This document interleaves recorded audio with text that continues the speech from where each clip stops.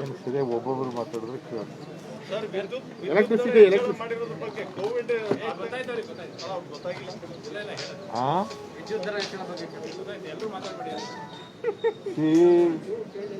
ಜಮೀರ್ ಅಹಮದ್ ಖಾನ್ ಅವರು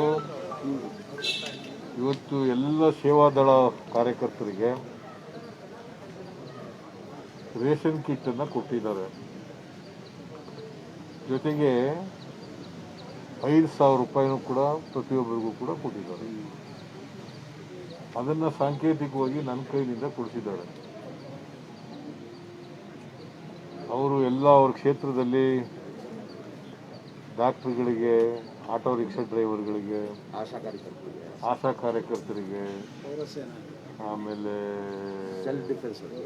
ಇವರು self protection force ಅವರಿಗೆ, ಪೌರ ಕಾರ್ಮಿಕರಿಗೆ, ಜೊತೆಗೆ ಅರ್ಚಕರಿಗೆ, ಎಲ್ಲ ಧರ್ಮದ ಅರ್ಚಕರು ಇದ್ದಾರಲ್ಲ ಅವರೆಲ್ಲರಿಗೂ ಕೂಡ ಕೊಟ್ಟಿದ್ದಾರೆ. ಇವತ್ತು ಇವ್ರಿಗೆ ಸೇವಾದಳದವ್ರಿಗೆ ಮತ್ತು ಸೆಲ್ಫ್ ಪ್ರೊಟೆಕ್ಷನ್ ಇವರಿಗೆ ಅವ್ರ ಕ್ಷೇತ್ರದಲ್ಲಿ ಎಲ್ಲ ಇದನ್ನು ಕೊಡ್ತಾ ಇದ್ದಾರೆ. ಅದು ನನ್ನ ಕೈನಿಂದ ಕೊಡಿಸಿದ್ದಾರೆ. That is number 1. Number 2, ACT ಅಂತ ಹೇಳಿ ಒಂದು NGO ಇದೆ. ಅವರು ಇವರಿಗೆ ACT ಅಂದರೆ ಆಕ್ಷನ್ ಕೊರೋನಾ ಟಾಸ್ಕ್ ಫೋರ್ಸ್ ಅಂತ. ಅದರಲ್ಲಿ ಅಶ್ವಿನ್ ಪುಂಜಾ ಮತ್ತು ಶ್ರೀ ಕಿಶೋರ್ ಇವರಿಗೆ 25,000 ವ್ಯಾಕ್ಸಿನನ್ನು ಇವ್ರ ಕ್ಷೇತ್ರಕ್ಕೆ ಕೊಡಲಿಕ್ಕೆ ಫ್ರೀ ಆಫ್ ಕಾಸ್ಟ್ನಲ್ಲಿ ಕೊಟ್ಟಿದ್ದಾರೆ. ಸೊ ಇವರು ಅದನ್ನು 18 ವರ್ಷದಿಂದ 44 ವರ್ಷದವ್ರಿಗೆ ಯಾರಿದ್ದಾರೆ ಸರ್. ಯಾಕಂದರೆ ಸರ್ಕಾರ 45 ವರ್ಷ ಮತ್ತು ಅದಕ್ಕಿಂತ ಮೇಲ್ಪಟ್ಟವ್ರಿಗೆ ಮಾತ್ರ ಕೊಡ್ತಾ ಇದ್ದಾರೆ. 2ನೇ ಡೋಸ್ ಕೊಡ್ತಾ ಇದ್ದಾರೆ ವ್ಯಾಕ್ಸಿನ್ನು, ಕೋವ್ಯಾಕ್ಸಿನ್. ಇವ್ರಿಗೆ ಯಾರಿಗೂ ಕೊಡ್ತಾ ಇಲ್ಲ ಸರ್ಕಾರ.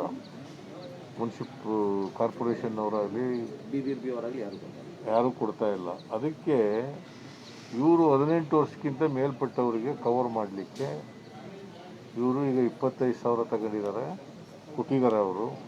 ಇವರು ಕೂಡ ಇವ್ರ ಕೈನಿಂದ ಪರ್ಚೇಸ್ ಮಾಡಿ ಅದನ್ನು ಎಲ್ರಿಗೂ ಕೊಡ್ತಕ್ಕಂಥದ್ದನ್ನು ಮಾಡ್ತಾರೆ.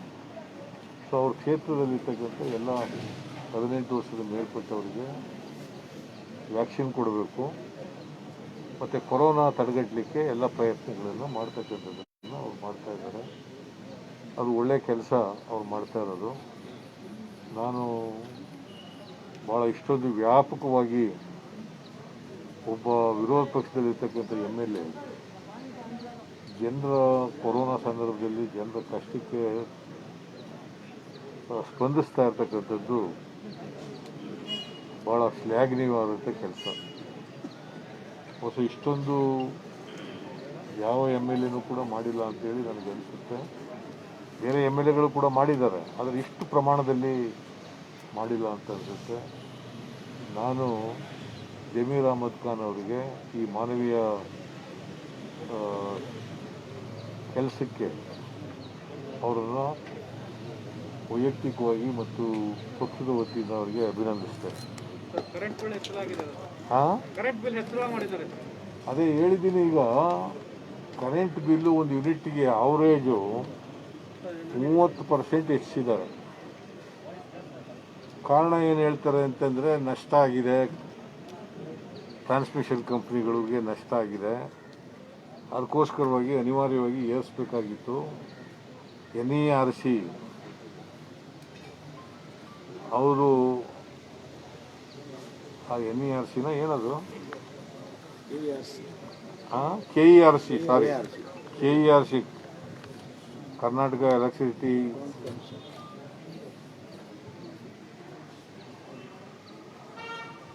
ರೆಗ್ಯುಲೇಟರಿ ಕಾರ್ಪೊರೇಷನ್ ಅಂತ ಒಂದು ಇರ್ತದೆ.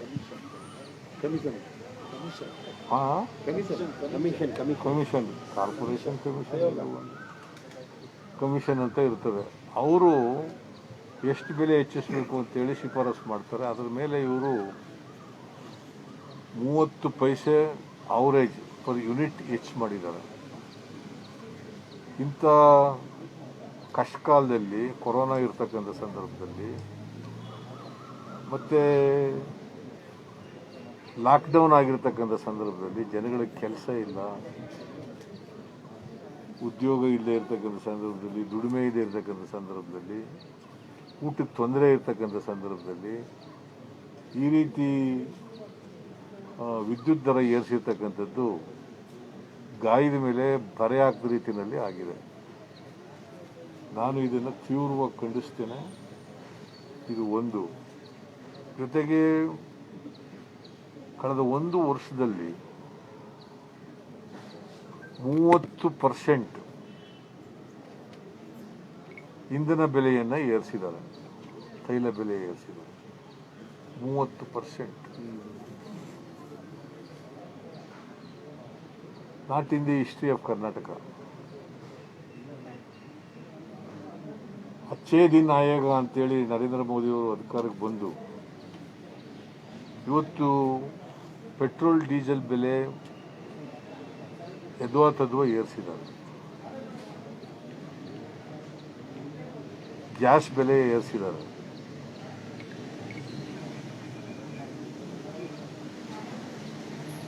ಇದೇ 2012ರಲ್ಲಿ ನರೇಂದ್ರ ಮೋದಿಯವರು ಮುಖ್ಯಮಂತ್ರಿಯಾಗಿರುವಾಗ, ಗುಜರಾತ್ ಮುಖ್ಯಮಂತ್ರಿಯಾಗಿರುವಾಗ, ಆಗ ₹1 ಬೆಲೆ ಏರಿಸಿದಾಗ ಭಾಳ ತೀವ್ರವಾಗಿ ವಿರೋಧ ಮಾಡಿದರು. ಆಸ್ ಎ ಚೀಫ್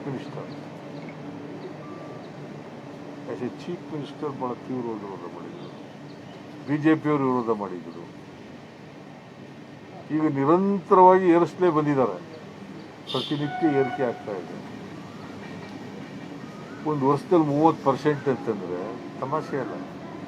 ಇವತ್ತು ಪೆಟ್ರೋಲ್ ಬೆಲೆ ಅನೇಕ ರಾಜ್ಯಗಳಲ್ಲಿ ಮತ್ತು ಕರ್ನಾಟಕದಲ್ಲಿ ಕೂಡ ₹100 ದಾಟಿಬಿಟ್ಟಿದೆ. 1 ಲೀಟರ್ ಪೆಟ್ರೋಲ್ ಬೆಲೆ ₹100 ದಾಟಿಬಿಟ್ಟಿದೆ. ಇಷ್ಟೊಂದು ಬೆಲೆ ಯಾವ ಕಾಲದಲ್ಲೂ ಕೂಡ ಏರಿರಲಿಲ್ಲ. ಡೀಸೆಲ್ ಬೆಲೆ ₹92 ಆಗ್ಬಿಟ್ಟಿದೆ. ಜೊತೆಗೆ ಕಾರಣ ಏನು ಹೇಳ್ತಾರೆ, ಈ ವಿದ್ಯುತ್ ಬೆಲೆ ಯಾಕೆ ಏರಿಸಿದ್ದೀವಿ ಅಂತಂದ್ರೆ ನಷ್ಟ ಆಗ್ಬಿಟ್ಟದೆ ಅಂತ ಹೇಳಿ. ಈಗ ವಿದ್ಯುತ್ ಉತ್ಪಾದನೆ ಜಾಸ್ತಿ ಆಗಿದೆ, ಆದರೂ ಕೇಂದ್ರದಿಂದ ವಿದ್ಯುತ್ ತಗೋತಾರೆ. ಯಾಕೆ ತಗೋತಾ ಇದ್ದೀರಿ? ಅದಾನಿ ಕಂಪ್ನಿಯಿಂದ ವಿದ್ಯುತ್ ತಗೋತಾ ಇದ್ದೀರಿ, ಯಾಕೆ ತಗೋತಾ ಇದ್ದೀರಿ? ಜಾಸ್ತಿ ಬೆಲೆ ಕೊಟ್ಟು ವಿದ್ಯುತ್ ಯಾಕೆ ತಗೋತಾ ಇದ್ದೀರಿ? ಅವು ನಿಲ್ಲಿಸಲಿಕ್ಕೆ ಕ್ರಮ ತಗೊಳ್ಳಿ, ನಂಬರ್ 1. ನಂಬರ್ 2, ಅಲ್ಲಿರ್ತಕ್ಕಂಥ ಭ್ರಷ್ಟಾಚಾರ, ದುರಾಡಳಿತ, ಅದನ್ನು ಕಡಿಮೆ ಮಾಡಿ, ದಕ್ಷತೆ ಹೆಚ್ಚು ಮಾಡಿ. ಸೊ ಅನಗತ್ಯವಾಗಿ ಇಂಥ ಕೆಟ್ಟ ಪರಿಸ್ಥಿತಿನಲ್ಲಿ ವಿದ್ಯುತ್ ದರ ಏರಿಸಿರ್ತಕ್ಕಂಥದ್ದು ಭಾಳ ಖಂಡನೀಯವಾದದ್ದು. ಮತ್ತು ಪೆಟ್ರೋಲ್, ಡೀಸೆಲ್, ಗ್ಯಾಸ್ ಬೆಲೆ ಯಾಕೆ ಹೆಚ್ಚಾಯಿತು ಅಂತಂದರೆ ಅಂತಾರಾಷ್ಟ್ರೀಯ ಮಾರುಕಟ್ಟೆಯಲ್ಲಿ ಕಚ್ಚಾ ತೈಲ ಜಾಸ್ತಿ ಆಗ್ಬಿಡ್ತು. ಮನಮೋಹನ್ ಸಿಂಗ್ರವ್ರ ಕಾಲದಲ್ಲಿ ಒಂದು ಬ್ಯಾರಲ್ ಕ್ರೂಡ್ ಆಯಿಲ್ $125 ಇತ್ತು. ಇವ್ರ ಕಾಲದಲ್ಲಿ ಕಡಿಮೆ ಆಯಿತು. ನನ್ನ ಪ್ರಕಾರ ಇವ್ರ ಕಾಲದಲ್ಲಿ ಒಂದು ಹಂತದಲ್ಲಿ $46-47 ಬಂದ್ಬಿಟ್ಟಿತ್ತು. ಆಗ ಕಡಿಮೆ ಆಯ್ತಲ್ಲಪ್ಪ, ಗ್ರಾಹಕರಿಗೆ ಕಡಿಮೆ ಮಾಡಿಕೊಟ್ರ? ಕಡಿಮೆ ಆದಾಗ ಗ್ರಾಹಕರಿಗೆ ಕಡಿಮೆ ಮಾಡಿಕೊಡ್ಬೇಕಲ್ಲ. ಜೊತೆಗೆ ಮನಮೋಹನ್ ಸಿಂಗ್ರವ್ರ ಕಾಲದಲ್ಲಿ ಡ್ಯೂಟಿ ಎಕ್ಸೈಸ್ ಡ್ಯೂಟಿ ಎಷ್ಟಿತ್ತು, ಇವತ್ತು ಎಷ್ಟಿದೆ? ಡೀಸೆಲ್ ಮೇಲೆ 2013ರಲ್ಲಿ 13-14ರಲ್ಲಿ ₹3.45 ಇತ್ತು. ಪೆಟ್ರೋಲ್ ಮೇಲೆ ₹9.25 ಇತ್ತು. ಇವತ್ತು ಡೀಸೆಲ್ ಮೇಲೆ ₹31 80 ಪೈಸೆ ಹೆಚ್ಚು ಮಾಡಿದ್ದಾರೆ. ₹3.45 ₹31.81. ಪೆಟ್ರೋಲ್ ಮೇಲೆ ₹9.25 ₹32, ಅದು ಕೂಡ 78 ಪೈಸೆನ ಎಷ್ಟು ಹೆಚ್ಚು ಮಾಡಿದ್ದಾರೆ. ಯಾಕೆ ಹೆಚ್ಚು ಮಾಡಿದ್ರಿ? ಇದು ಕೇಂದ್ರ ಸರ್ಕಾರ ಮಾಡಿರೋದು. ಕೇಂದ್ರ ಸರ್ಕಾರ ಒಂದು ಕಡೆ ಎಕ್ಸೈಸ್ ಡ್ಯೂಟಿ ಹೆಚ್ಚು ಮಾಡಿದ್ದಾರೆ, ರಾಜ್ಯ ಸರ್ಕಾರ ಸೇಲ್ ಟ್ಯಾಕ್ಸ್ ಹಾಕ್ತಾರೆ. ಎಷ್ಟು ಪರ್ಸೆಂಟ್ ಇರೋದು ಸೇಲ್ ಟ್ಯಾಕ್ಸು? ಅಷ್ಟು ವೆಂಕಟೇಶ್, ಇಲ್ಲಿ ನಮ್ಮ ರಾಜ್ಯದಲ್ಲಿ 22.5% ಟ್ಯಾಕ್ಸ್ ಹಾಕ್ತಾರೆ ಸರ್ ಪೆಟ್ರೋಲ್ ಮೇಲೆ. ಇಲ್ಲ ಜಾಸ್ತಿ ಇದೆ. ಇಲ್ಲ ಇದು 22.5. ಇಲ್ಲ ಹೊಟ್ಟೋದು ನಾವು. ಹಾಂ ಸರ್ ಕೇಂದ್ರ ಸರ್ಕಾರ 33% ಏನೋ ಟ್ಯಾಕ್ಸ್ ಹಾಕ್ತಾರೆ ಸರ್, ರಾಜ್ಯ ಸರ್ಕಾರ ಇಲ್ಲಪ್ಪ, ನನಗೆ ಕರೆಕ್ಟಾಗಿ ಗೊತ್ತಿದೆ. 22.5. ಆಮೇಲೆ ಡೀಲರ್ ಕಮಿಷನ್ ₹3.67. ಅದು ಬಿಟ್ಟು ಅದೆಲ್ಲ ಒಟ್ಟು ಸೇರಿಸಿ ಇವರು ಎಷ್ಟು ಟ್ಯಾಕ್ಸ್ ಹಾಕ್ತಾರೆ? 31% ಆಗ್ತದೆ. ಇಲ್ಲಪ್ಪ, ಯಾರೇ ಗೊತ್ತಿಲ್ಲ, ಸುಮ್ಮನೆ ಹೇಳಕ್ ಹೋಗ್ಬೇಡಿ. ವೆಂಕಟೇಶ್ ಹೊಟ್ಟೋದ್ನಾ?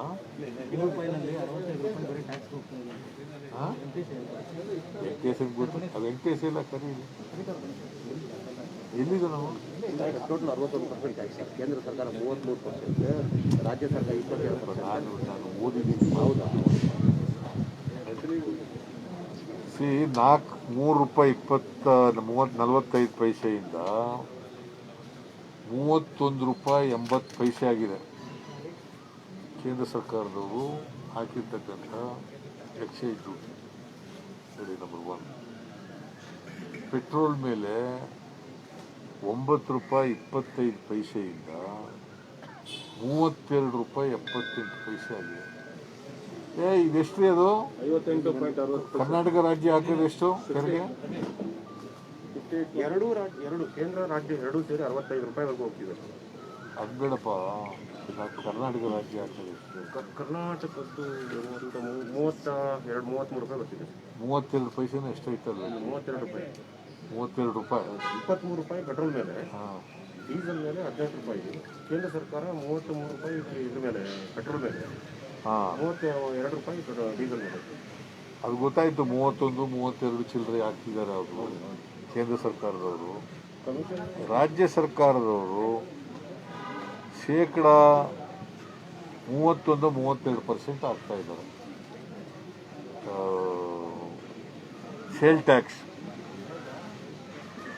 ಒಟ್ಟು ₹100ನಲ್ಲಿ ₹65 ಟ್ಯಾಕ್ಸ್ ಹೋಗ್ತದೆ.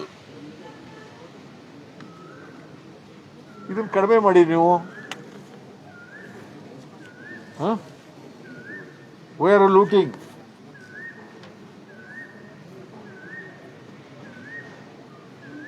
ಅದು ಹಿಂದೆ ಇದ್ದದು, ಈಗ ಅದೇ 31-32.9. ಅದು ಹೇಳಿದ್ದೀನಿ. ಇದು ನಮ್ಮ ರಾಜ್ಯ ಎಷ್ಟು ಹಾಕಿದ್ದಾರೆ ನಾನು ಮರ್ತ್ಬಿಟ್ಟೆ.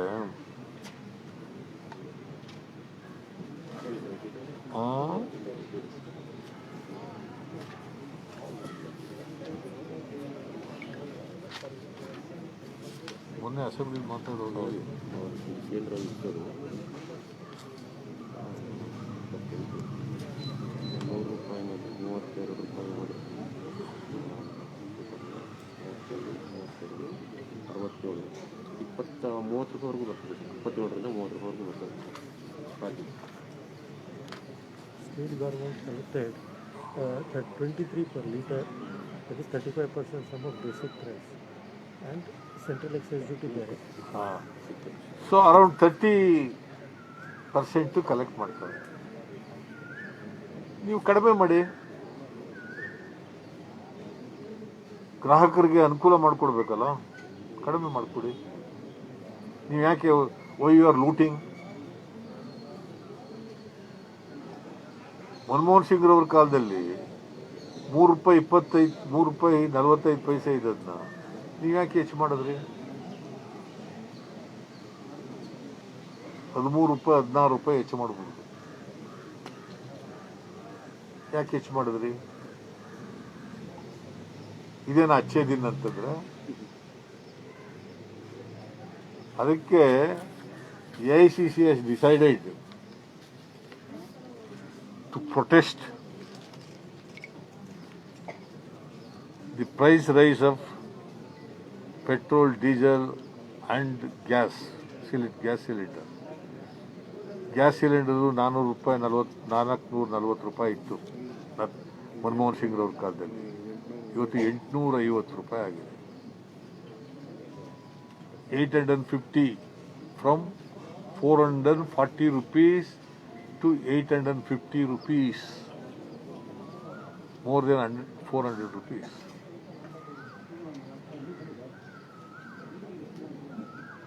ಸೊ ಇದನ್ನ ಪ್ರತಿಭಟನೆ ಮಾಡಿ ನಾಳೆ ಇಂದ 5 ದಿನಗಳ ಕಾಲ ಕಾಂಗ್ರೆಸ್ ಪಕ್ಷ ಇಡೀ ದೇಶಾದ್ಯಂತ ಪೆಟ್ರೋಲ್ ಬಂಕ್ ಹತ್ರ ಸ್ಟ್ರೈಕ್, ಮತ್ತೆ ಪೆಟ್ರೋಲ್ ಬ್ಯಾಂಕ್ಗಳ ಹತ್ರ ಹೋಗಿ ಪ್ರತಿಭಟನೆಯನ್ನು ಮಾಡ್ತೀವಿ.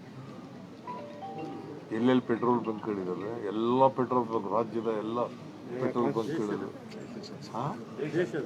ದೇಶಾದ್ಯಂತ ಇರ್ತಕ್ಕಂಥ ಪೆಟ್ರೋಲ್ ಬಂಕ್ಗಳಿಗೆ, ಕರ್ನಾಟಕ ಸೀಮಿತವಾಗಿ ಹೇಳಿದೆ, ಪೆಟ್ರೋಲ್ ಬಂಕ್ಗಳು ಇಡೀ ದೇಶದಲ್ಲಿರ್ತಕ್ಕಂಥ ಪೆಟ್ರೋಲ್ ಬಂಕ್ಗಳ ಮುಂದೆ 5 ದಿನಗಳ ಕಾಲ ನಮ್ಮ ಪಕ್ಷದ ಮುಖಂಡರುಗಳು, ಕಾರ್ಯಕರ್ತರು, ಜನಪ್ರತಿನಿಧಿಗಳು ಎಲ್ಲರೂ ಕೂಡ ಪ್ರತಿಭಟನೆ ಮಾಡಿ. ನಾನು ನಾಳೆ ಬೆಂಗಳೂರಿನಲ್ಲಿ ಭಾಗವಹಿಸ್ತಾ ಇದ್ದೀನಿ. ಯಾವ್ದಾದ್ರು ಒಂದು ಪೆಟ್ರೋಲ್ ಬಂಕ್ ಇಲ್ಲೆಲ್ಲ ಹತ್ರದಲ್ಲಿರೋ ಪೆಟ್ರೋಲ್ ಬಂಕ್ ಹತ್ರ ಭಾಗವಹಿಸ್ತೀನಿ. ಸೊ ಜನರು ಕೊರೋನಾದಿಂದ ಸುಮ್ಮನಿದ್ದಾರೆ ಅಂತೇಳಿ ಅವ್ರ ತಲೆ ಮೇಲೆ ಕಲ್ಚಪಡಿ ಎಳಿತಕ್ಕಂಥ ಕೆಲಸ ಮಾಡ್ಬಿಟ್ಟಿದ್ದಾರೆ.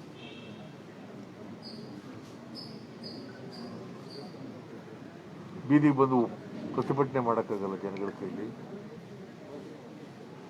ಲಾಕ್ಡೌನ್ ಮಾಡಿಬಿಟ್ಟಿದ್ದಾರೆ.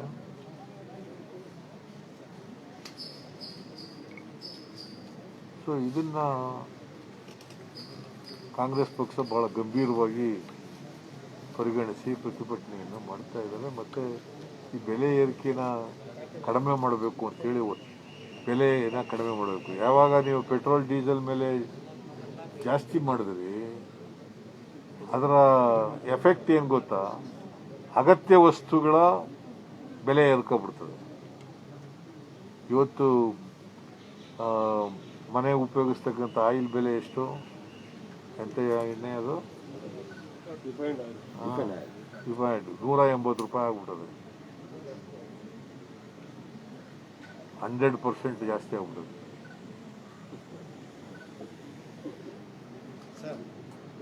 ಧಾರ್ಮಿಕ ದತ್ತಿ ಇಲಾಖೆಯಿಂದ ಎಲ್ಲ ದೇವಸ್ಥಾನಗಳು ಕೂಡ ದಸ್ತಿಗೆ ಬಿಡುಗಡೆ ಮಾಡ್ತಾ ಇದ್ರು.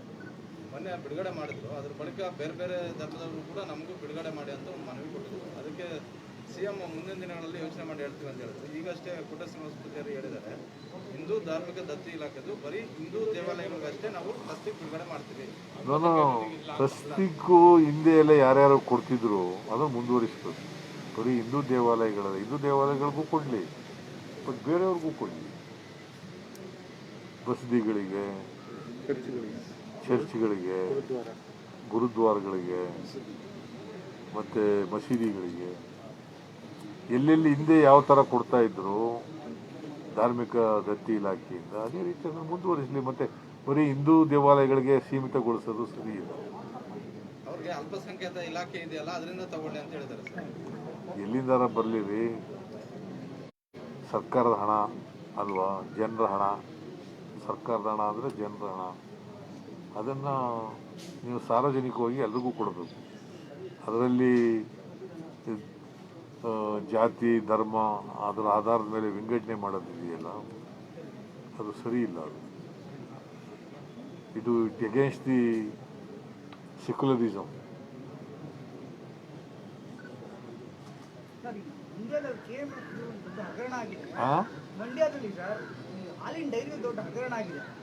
ನಾನು ಮಾತಾಡಿದ್ದೀನಿ, ಸೋಮಶೇಖರ್ಗೂ ಮಾತಾಡಿದ್ದೀನಿ,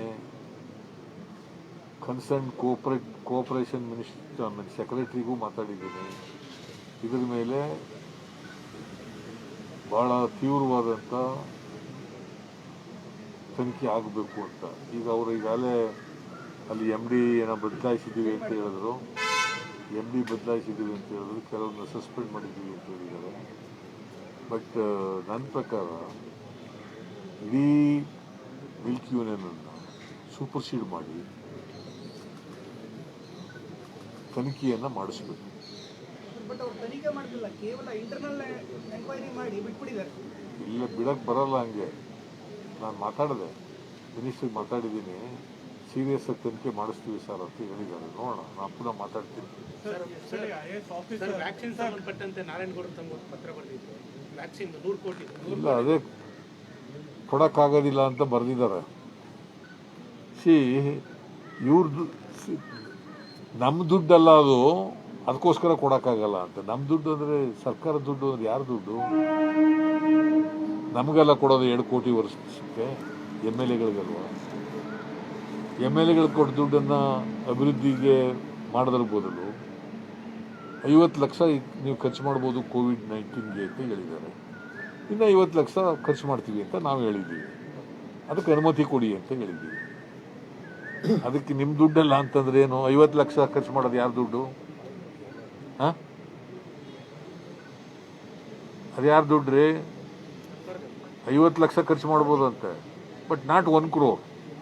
ಅದನ್ನು ನಾವು ವ್ಯಾಕ್ಸಿನ್ ತೆಗೆದು ಕೊಡ್ತೀವಿ ಅಂತ ಹೇಳೋದು ಅಷ್ಟೇ. ಇನ್ನೊಂದು ಹೇಳಿದ್ರೆ ಒಂದು ಪಕ್ಷದ ದುಡ್ಡು ಅಂತ ಭಾವನೆ ಬರುತ್ತೆ. ಯಾಕೆ ಪಕ್ಷದ ದುಡ್ಡು ಅಂತ? ಉಲ್ಲೇಖ ಮಾಡಿರೋದು ಒಂದು ಪಕ್ಷದ ದುಡ್ಡು ಅಂತ ಭಾವನೆ ಬರುತ್ತೆ. ಅದು ಅವ್ರ ಕಲ್ಪನೆ, ಅದು ಭಾವನೆ ಯಾಕೆ ಬರ್ತದೆ? ಅವರು ಮಾಡಲಿ. ಅವ್ರು ಹೇಳಿದ್ದೇನಂದ್ರೆ ಅವರ ಎಮ್ ಎಲ್ ಎಗಳದ್ದು 1 ಕೋಟಿ ರೂಪಾಯಿನ ಅವರು ಖರ್ಚು ಮಾಡಲಿ. ಸರ್, ಈಗ ಸರ್ಕಾರದ ದುಡ್ಡು ಪಕ್ಷದ ಕಾರ್ಯಕ್ರಮಕ್ಕೆ ಬಳಸ್ಬೋದಾ? ಪಕ್ಷದ ಕಾರ್ಯಕ್ರಮ ಹೆಂಗಾಗ್ತದೆ ರೀ? ವ್ಯಾಕ್ಸಿನ್ ಕೊಡೋದು ಪಕ್ಷದ ಕಾರ್ಯಕ್ರಮನ? ಸರ್ಕಾರ ಫೇಲ್ ಆಗಿರೋದ್ರಿಂದ ನಾವು ಕೊಡ್ತೀವಿ ಅಂತ ಹೇಳೋದು. ಮಂತ್ರಿಗಳು ಹೇಳ್ತಿರೋದು ಅದು ನಾವು 100 ಕೋಟಿಯಿಂದ ಸರ್ಕಾರದ ಕಾರ್ಯಕ್ರಮ, ಪಕ್ಷದ ಕಾರ್ಯಕ್ರಮ ಅಲ್ಲ. ನಿಮ್ಮ ಪಕ್ಷದವರು ಕೊಡಿ, ಎಮ್ ಎಲ್ ಎಗಳು. ಇವ್ರು ಕರ್ನಾಟಕ ಕೊಟ್ಟಿದ್ರೆ ನಾವೇನಿಗೆ ಮಾಡ್ತಾ ಇದ್ವಿ? ಇದು ನೀವು ಎಲ್ರಿಗೂ ಕೊಟ್ಟಿದ್ರೆ ನಾವೇನಿಗೆ ಮಾಡ್ತಾ ಇದ್ವಿ? ನಾವ್ಯಾಕೆ ಮಾಡಕ್ ಹೋಯ್ತಿದ್ದೋ? ಈಗೇನೋ ಪ್ರೈಮ್ ಮಿನಿಸ್ಟರ್ ಹೇಳಿದ್ದಾರೆ ಎಲ್ರಿಗೂ ಕೊಡ್ತೀವಿ ಅಂತ ಫ್ರೀಯಾಗಿ. ನೋಡೋಣ, ಯಾಕಂದ್ರೆ ಪ್ರೈಮ್ ಮಿನಿಸ್ಟರ್ ಮಾತಿನ ಮೇಲೆ ನಂಬಿಕೆ ಇಲ್ಲ ನಮಗೆ. ಅದೆಲ್ಲ ಬೇರೆ ವಿಷಯ ಸರ್. ಈ ಪತ್ರದಲ್ಲಿ ಅವರು ಉಲ್ಲೇಖ ಮಾಡಿ ಹೇಳ್ತಾರೆ, ತಮ್ಮ ವೈಯಕ್ತಿಕ ಹಣವನ್ನು ಸರ್ಕಾರ ನಿಗದಿಪಡಿಸಿದ ಲಸಿಕೆಗೆ ದೇಣಿಗೆಯಾಗಿ ನೀಡಬಹುದು ಅಥವಾ ಸಂಘ ಸಂಸ್ಥೆಗಳ ಮೂಲಕ ನೀವು ಕಾರ್ಯಕ್ರಮ ಅದು ಮಾಡ್ತಾ ಇದೀವ್ರಿ. ಈಗ ಇವ್ರು ಯಾವ ದುಡ್ಡಿನಲ್ಲಿ ಕೊಡ್ತಾ ಇರೋದು? ಪತ್ರದಲ್ಲಿ ಸರ್ ಇವ್ರು ಯಾವ ದುಡ್ಡಪ್ಪ ಕೊಡ್ತಾ ಇರೋದು? ನಾನು ಈಗ 4 ಆಂಬುಲೆನ್ಸ್ ಬಿಟ್ಟಿದ್ದೀವಿ, ಮೆಡಿಕಲ್ ಕಿಟ್ ಎಲ್ಲ ಕೊಟ್ಟಿದ್ದೀವಿ, ಎಂಥದ್ದು ಆಕ್ಸಿಜನ್ ಕಾನ್ಸಂಟ್ರೇಟರ್ ಅವೆಲ್ಲ ಕೊಟ್ಟಿದ್ದೀವಿ. ಅವೆಲ್ಲ ಯಾರ ದುಡ್ಡು? ಹಾಂ, ನಿಮ್ ದುಡ್ಡು ಸರ್, ವೈಯಕ್ತಿಕ. ಅದು ಯಾರ ದುಡ್ಡ್ರಿ? ಮತ್ತೆ ಇವ್ರ ಹತ್ರ ಪಾಠ ಕಲಿಬೇಕಾ ನಾವು? ಹಾಂ, ಇದು ಮಾಡ್ತಾ ಇದ್ದಾರೆ, ಈಗ ವ್ಯಾಪಕವಾಗಿ ಮಾಡ್ತಾ ಇರೋದು. ಈ ದುಡ್ಡೆಲ್ಲ ಯಾರ್ದಪ್ಪ? ನಾವು ನಮ್ಮ ಶಕ್ತಿ ಮೀರಿ ಮಾಡ್ತಾ ಇದ್ದೀವಿ. ಆದರೆ ನಮಗೆ ಕೊಡ್ತಕ್ಕಂಥ ಗ್ರ್ಯಾಂಡ್ಸನ್ನು ನಮಗೆ ಬಳಸೋಕೆ ಅವಕಾಶ ಕೊಡಿ ಅಂತ ಅಷ್ಟೇ. ನಾನು ಅಧಿಕಾರಿಗಳ ಬಗ್ಗೆ ನಾನೀಗಾಗಲೇ ಹೇಳಿದ್ದೀನಿ. Rohini Sindhuri made A public statement. ನನ್ನ ವರ್ಗಾವಣೆ ಆಗಲಿಕ್ಕೆ ಭೂ ಮಾಫಿಯಾ ಕಾರಣ. ನಾನು ಭೂ ಮಾಫಿಯಾಕ್ಕೆ ಕೈ ಹಾಕಿದ್ರಿಂದ ಅವರು ನನ್ನನ್ನು ವರ್ಗಾವಣೆ ಮಾಡಿಸಿದ್ದಾರೆ. ಅವರು 2-3 ಉಲ್ಲೇಖನೂ ಕೂಡ ಮಾಡಿದ್ದಾರೆ. ಲಿಂಗಾಂಬುದಿ ಪಾಳ್ಯದಲ್ಲಿ ಕೆರೆ ಒತ್ತುವರಿ ಮಾಡ್ಕೊಂಡಿದ್ರು, ಅದು ಮಾಡಿದ್ದಾರೆ. ಸಾರಾ ಚೌಲ್ಟ್ರಿ ಮಾಡ್ಕೊಂಡಿದ್ದಾರೆ, ಅದು ರಾಜ ಕಾಲುವೆ ಮೇಲೆ ಮಾಡ್ಕೊಂಡಿದ್ದಾರೆ. ಇವೆಲ್ಲ ಮಾಡಿದ್ದಾರೆ. ಅದಕ್ಕೆ I have demanded let there be a thorough inquiry. When DCS made a statement, ಆ ಜಿಲ್ಲೆನಲ್ಲಿ ಕೆಲಸ ಮಾಡಿದ್ರೆ ಗೊತ್ತಿರೋದು ಮಾಹಿತಿ ಕೊಟ್ಟ ಮೇಲೆ, ಇದು duty of the government of Karnataka to make an inquiry, impartial inquiry into the matter. Sir, ರಾಜಕಾಲುವೆ ಮೇಲೆ ಹಂಗೆ ಏನಾದರೂ ನಾನು ಕಟ್ಟಿದ್ರೆ ಅದನ್ನ ರಾಜ್ಯಪಾಲರೇ ಬೇಕಿದ್ರೆ ವಶಪಡಿಸ್ಕೊಳ್ಳಿ, ಇಲ್ಲ ಎಮ್ಮ ಕೆಲಸಕ್ಕೆ ರಾಜೀನಾಮೆ ಕೊಟ್ಟು ಹೈದರಾಬಾದ್ ಅದು ಆಯ್ತಪ್ಪ, ಯಾವಾಗ ಅದೆಲ್ಲ ಉದ್ಭವ ಆಗೋದು? ರಾಜೀನಾಮೆ ಕೊಡೋದು ಉದ್ಭವ ಆಗೋದು ಯಾವಾಗಪ್ಪ? ಹಾಂ, ಅವರು ರಾಜಕಾಲುವೆ ಮೇಲೆ ಕಟ್ಟಿಲ್ಲ ಅಂತದ್ದು ಸಾಬೀತಾದ್ಮೇಲೆ ಅಲ್ವಾ? ಹಾಂ, ಸಾಬೀತಾಗಕ್ಕೂ ಮುಂಚಿದ್ದು ಎಂಕ್ವೈರಿ ಆಗದೆ ಸಾಬೀತು ಹೆಂಗಾಗುತ್ತೆ? ಸಾರಾ ಮಹೇಶ್ ಏನಾರ ಹೇಳಲಿ, I am not concern about the Sara Mahesh statement. ಅವ್ರು ಮಾಡಿದ್ದಾರೆ. ಈ ಅಮ್ಮ ಎಂಕ್ವೈರಿ ಮಾಡಬೇಕು ಅಂತ ಹೇಳಿದ್ದಾರೆ. ಎಂಕ್ವೈರಿ ಮಾಡಲಿ, ಸತ್ಯ ಹೊರಗಡೆ ಗೊತ್ತಾಗಲಿ, ಕಟ್ಟಿದಾರಾ ಕಟ್ಟಿಲ್ವಾ, ಒತ್ತುವರಿ ಆಗಿದೆಯಾ ಕೆರೆ ಜಮೀನು ಇಲ್ವಾ, ಗೊತ್ತಾಗಲಿ. ಗೊತ್ತಾಗಬೇಕಾದ್ರೆ ಎಂಕ್ವೈರಿ ಆಗಿದೆ ಹೆಂಗೆ ಗೊತ್ತಾಗ್ತದೆ? ನೀನು ಲಾ ಗ್ರಾಜ್ಯುಯೇಟು, ನೀನು ಗೊತ್ತಾಗಲ್ವಾ? ಆಯ್ತಪ್ಪ, evidence unless there is enquiry. ಈಗ ಅವಳು ಆ ಎಮ್ಮ ಸ್ಟೇಟ್ಮೆಂಟ್ ಮಾಡಿದ್ದಾಳೆ, ಆ ಎಮ್ಮನ ವಿಚಾರಣೆ ಮಾಡಬೇಕಲ್ವಾ? ಸಾರಾ ಮಹೇಶ ಸ್ಟೇಟ್ಮೆಂಟ್ ಮಾಡಿದ್ದಾನೆ, ಅವನದು ವಿಚಾರ ಮಾಡಬೇಕಲ್ಲ. What are the documents available? ಅವೆಲ್ಲ ಎಮ್ಮ ಇದನ್ನು ಕೂಡ ಕೊಟ್ಟಿದ್ದಾಳೆ, ಒಂದು ಕನ್ವರ್ಷನ್ ಆದೇಶನ ಕ್ಯಾನ್ಸಲ್ ಮಾಡಿರೋದು, ನೋಟಿಸ್ ಕೊಟ್ಟಿರೋದು, ಅವೆಲ್ಲ ಹೇಳಿದ್ದಾಳೆ. So they R in black and white. there is a documentary evidence. Let there be a thorough inquiry with an independent agency. Sir, ಈಗ ಸರ್ಕಾರ ಕೋವಿಡ್ ಸಂಖ್ಯೆಗಳನ್ನ ಮುಚ್ಚಿಟ್ಟು ಅನ್ಲಾಕ್ ಮಾಸ್ಕ್ ಮಾಡಲಿಕ್ಕೆ ಹಾಕಳೆಯ, ಮುಂದಾಗ್ತಾ ಇದೆಯಾ? ಮಾಸ್ಕ್ ಹಾಕತ್ತಮ್ಮ. ಸರ್, ಸರ್ಕಾರ ಕೋವಿಡ್ ಸಂಖ್ಯೆಗಳನ್ನ ಮುಚ್ಚಿಟ್ಟು ಅನ್ಲಾಕಿಗೆ ಮುಂದಾಗ್ತಾ ಇದೆಯಾ ಅಂತ. ಕೋವಿಡ್ ಪ್ರಕರಣಗಳ ಸಂಖ್ಯೆ ಏನಾದರೂ ಮುಚ್ಚಿಟ್ಟು, ಅಂದ್ರೆ ಬರ್ತಾ ಇರುವ ಪ್ರಕರಣಗಳು, ಪಾಸಿಟಿವ್ ಸಂಖ್ಯೆಗಳ ಸುಳ್ಳನ್ನು ತೋರಿಸಿ ಅನ್ಲಾಕ್ ಮಾಡ್ಲಿಕ್ಕೆ ಮುಂದಾಗಿದೆಯಾ ಅಂತ. ನಾನು ಲಾಕ್ ಮಾಡೋದು ಅನ್ಲಾಕ್ ಮಾಡೋದು ಸುಳ್ಳು ಹೇಳೋದ್ರಿಂದ ಜನರಿಗೆ ಉಪಯೋಗ ಆಗಬೇಕಲ್ಲಪ್ಪ. ನಾನೇನು ಹೇಳಿದ್ದೀನಿ ಅಂದರೆ, ಟೆಸ್ಟ್ ಪಾಸಿಟಿವಿಟಿ ರೇಟ್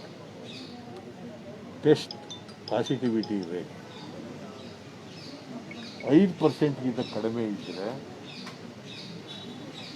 ಲಾಕ್ಡೌನನ್ನು ಲಿಫ್ಟ್ ಮಾಡಿ, ಅನ್ಲಾಕ್ ಮಾಡಿ.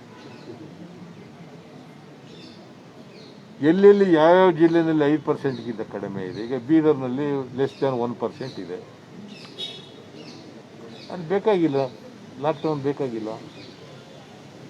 ಆ ಥರ 7 ಜಿಲ್ಲೆಗಳಿದ್ದಾವೆ ಅಂತ ಹೇಳ್ತಾ ಇದ್ದಾರೆ. 7 ಜಿಲ್ಲೆಗಳಿದ್ದಾವೆ ಲೆಸ್ ದ್ಯಾನ್ 5% ಇದೆ. ಆ ಜಿಲ್ಲೆಗಳಲ್ಲೆಲ್ಲ ಬೇಕಾಗಿಲ್ಲ.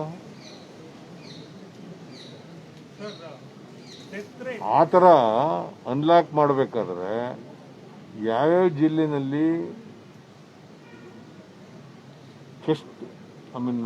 ಟೆಸ್ಟಿಂಗ್ ಪಾಸಿಟಿವಿಟಿ ರೇಟ್ ಕಡಿಮೆ ಆಗ್ತಾ ಇದೆ, ಅದನ್ನ ಆಧಾರದ ಮೇಲೆ ಮಾಡಲಿ. Sir, death rate of April and May has been added now in the June death rate, sir. They say that this is a reconciliation of death rate which was pending in the last 2 months. Do you think that government was trying to fudge the death rate to avoid embarrassment? No. I have been telling, death rate ಏನು ಸರ್ಕಾರ ಫರ್ನಿಷ್ ಮಾಡ್ತಾ ಇದೆ, it is for from truth. They are suppressing the facts, suppressing the truth. They are not giving the correct picture. The reality is something, the picture, statistics given by the government is different. So ಯಾಕೆಂತಂದರೆ ಸರ್ಕಾರದ ಲೆಕ್ಕದಲ್ಲಿ ಸರ್ಕಾರದ ಆಸ್ಪತ್ರೆಯಲ್ಲಿ ಸತ್ತವ್ರು ಲೆಕ್ಕ ಕೊಡ್ತಾರೆ, ಬೇರೆ ಕಡೆ ಸತ್ತೋಗಿರೋರು ಲೆಕ್ಕ ಕೊಡ್ತಾರಾ? ಐಸೋಲೇಷನಲ್ಲಿ ಇದ್ದವ್ರು ಸತ್ತೋಗಿರ್ತಾರೆ, ಹಳ್ಳಿನಲ್ಲಿದ್ದವ್ರು ಸತ್ತೋಗಿರ್ತಾರೆ, ಬೇರೆ ಕಾರಣಕ್ಕೆ ಬೇರೆ ಅವರು ರೋಗ ಬಂದು ಆಸ್ಪತ್ರೆಗೆ ಹೋಗದೆ ಸತ್ತೋಗಿರ್ತಾರೆ. ಆ ಥರದವೆಲ್ಲ ಲೆಕ್ಕ ಇದ್ದಾವಲ್ಲ. So they are not giving the correct picture. ಇನ್ನೊಂದು ರೋಹಿಣಿ ಸಿಂಧೂರಿ ವಿಚಾರಕ್ಕೆ ಸಂಬಂಧಪಟ್ಟಂತೆ ಪ್ರತಾಪ್ ಸಿಂಹ ಒಂದು ಟ್ವೀಟ್ ಮಾಡಿದ್ದಾರೆ, ನಿಮ್ಮನ್ನ ಆಂಧ್ರ ಶೈಲಿಯಲ್ಲಿ ನಿಮ್ಮನ್ನ ಸಂಬೋಧಿಸಿದ್ದಾರೆ, ಲೈಕ್ ಸಿದ್ದರಾಮಯ್ಯ ಗಾರು ಅಂತ.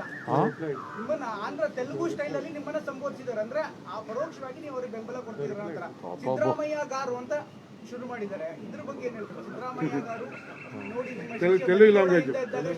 Nothing wrong. ತೆಲುಗಿನಲ್ಲಿ ಮಾತಾಡಿದ್ದಾನೆ, ಪಾಪ ಅವನಿಗೆ ಭಾಷೆ ಗೊತ್ತದೆ ಅಂತ ತೋರ್ಸೋಕ್ಕೆ ಮಾತಾಡ, ನನಗೆ ತೆಲುಗು ಗೊತ್ತದೆ ಅಂತ ತೋರ್ಸೋಕ್ಕೆ ಮಾತಾಡಿರ್ಬೋದು. ಐ ಡು ನಾಟ್ ನೋ, ಅದು ಹೆಂಗೆ ಇದ್ರೂ ಇರ್ಬೋದು. ಬಟ್ ನಾನು I take it in a right spirit. ಪಾಪ ಬಹುವಚನದಲ್ಲಿ ಮಾತಾಡಿದ್ದಾನಲ್ಲ.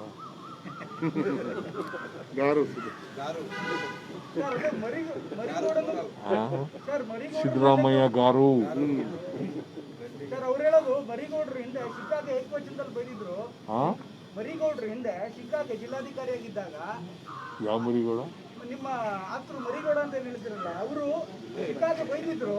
ಹೀಗಾಗಿ ಅವರಿಗೆ ಉಪದೇಶ ಕೊಡಿ ಅಂತ ಟ್ವೀಟ್ ಮಾಡಿದ್ದಾರೆ. ಅವನು ಇನ್ನೂ ಕೂಡ ಇಮ್ಮೆಚ್ಯೂರ್ಡ್ ಪಾಲಿಟಿಷಿಯನ್. ಯಾರು? ಇದೇ ಪ್ರತಾಪ್ ಸಿಂಹ ಈ ಅಮ್ಮನ ಹೊಗಳಿದ್ರು ಅಲ್ವಾ? ಚಾಮರಾಜನಗರದ ಇನ್ಸಿಡೆಂಟ್ ಆದಾಗ ಹೊಗಳಿದವ್ರು ಯಾರು? ಈ ಅಮ್ಮನ ಪರ ನಿಂತವ್ರು ಯಾರು? ಇದ್ದಕ್ಕಿದ್ದಾಗಲೇ ಬದಲಾವಣೆ ಆದದ್ದು ಯಾಕೆ? ಒಬ್ಬ ಮೆಚುರಿಟಿ ಇರ್ತಕ್ಕಂಥ ಪಾಲಿಟಿಷಿಯನ್ ಮಾಡೋ ಕೆಲಸನ ಇದು?